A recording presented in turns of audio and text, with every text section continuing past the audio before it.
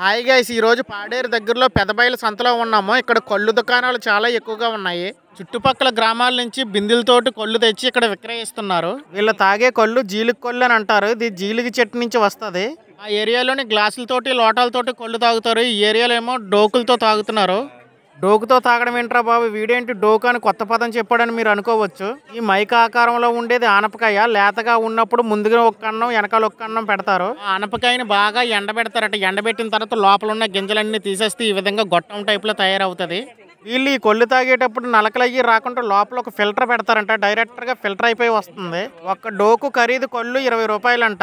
ఇంచుమించి ఈ సంతలో 15 వరకు కళ్ళు దుకాణాలు ఉన్నాయి. నేను వీడియో తీస్తుంటే కొంతమంది మొహమాట పడి కళ్ళు తాగడం మానేశారు.